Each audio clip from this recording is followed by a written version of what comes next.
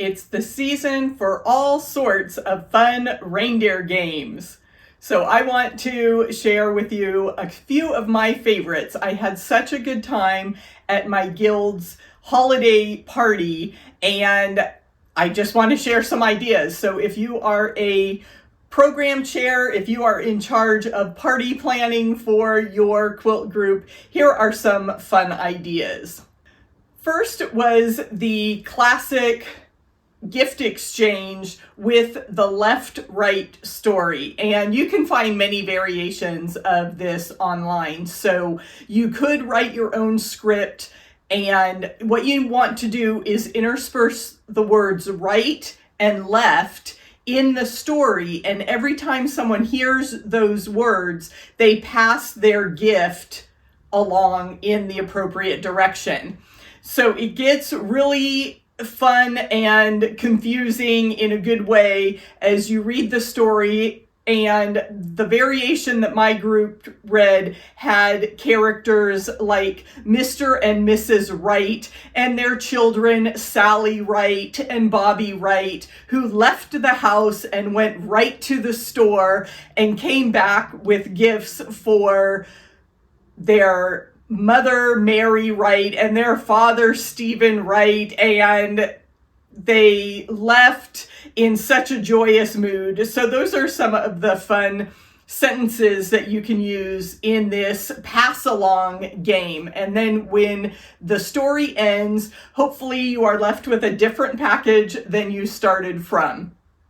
Now, a couple hints to help this game run smoothly. I would recommend that everyone put their gift in a bag and make sure it's consistent. We had some problems in my group because some people had wrapped gifts that were, a rectangular shape, and others had bags. And so you're trying to pass an object that you may need two hands, but you need to grab from a person on one side and pass to a person on the other side. So having bags with handles would allow that process to run a little better and people wouldn't get frustrated. And we did have one unfortunate incident of the package dropping on the floor, and it ended up breaking the Christmas ornament that was part of the gift exchange. So have a little bit of consideration about how this might work and the dexterity of the group. Also, have the narrator reading the story go at a measured pace.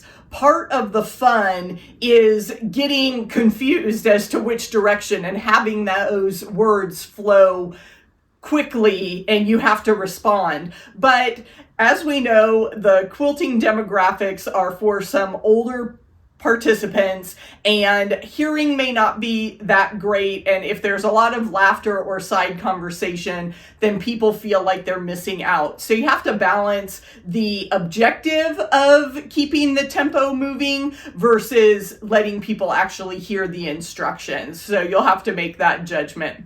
But the left-right game is fun to pass packages and have a randomization of what you actually receive.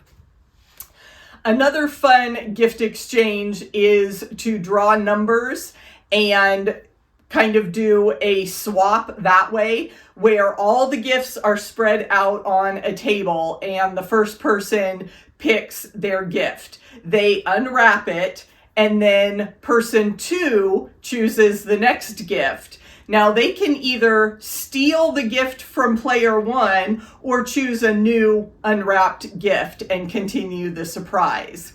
This can be a very fun way to exchange presents, as there's lots of strategy watching the popular gift get stolen multiple times. And you can decide if you want to set a limit on how many times a particular gift can be stolen from the original person. So you just keep going on around the circle, and then the person, once a gift has been stolen, that person grabs a new unwrapped gift. So a person, if they keep choosing a popular thing, they may get to open a lot of presents, whereas other people are just choosing from things that have already been unwrapped. And then the first person who was chosen, if their gift was stolen, they obviously get to end the game by selecting the last wrapped gift. So that's another fun way to do a type of white elephant exchange. Now, a fun scavenger hunt type activity that we played at my guild was to get points for a lot of random things that were in your purse. So this is a fun party game that doesn't take any preparation, but you just, who has the most odd collection of items in the purse or the bag that they brought with them to the meeting. So I will put a link to that scavenger hunt list, and you can try it out and let me know if you had as much fun as we did seeing the random collection of items from people's purses. Now, a party game I remember from when I was a kid was a memory game. And I think you could adapt this to a sewing theme very, very easily. Basically, you have a tray of items. And I'm thinking you would put a bobbin, a spool of thread, your seam ripper, a pair of scissors, collect 10 or 12 items and put them on a tray. If you had a projection system, you could take a picture of a tray of items and project it on the wall for 1 minute. Everybody's silent, studying the picture, and then you turn the camera off, you cover the tray, and everybody has now like 90 seconds to write down everything they remember. And then the person that remembered the most items is the winner. You can also play a similar kind of trivia variation with quilting acronyms. So things like UFO and WHIP are pretty common. But what about SABLE? SABLE. Do you know that quilting acronym? You can have a list of all the common quilting terms and see which person can get the most in a set number or a set time, or, the first person to finish translating the list, they get 15 out of 20. Is there anyone that got 16 correct? Then they would be the winner. And you can find a list of these common terms. There's probably plenty of them out there if you Google. But my friend Tori has a guide to quilting vernacular that is a pretty handy reference. And if you haven't guessed it already, SABLE stands for Stash Acquisition Beyond Life Expectancy. Did you get that one right?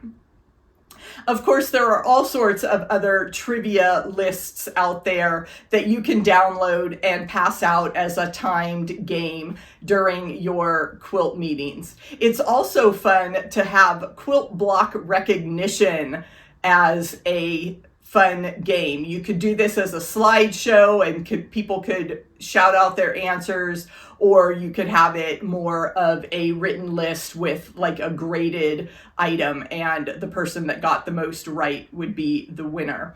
So I hope these spark some ideas for you of some fun games that you can play at your next holiday party. Happy holidays! If you still need ideas for gifts for your quilting friends, check out this video next. And remember, I'm live every Wednesday to help you tackle those UFOs and whips.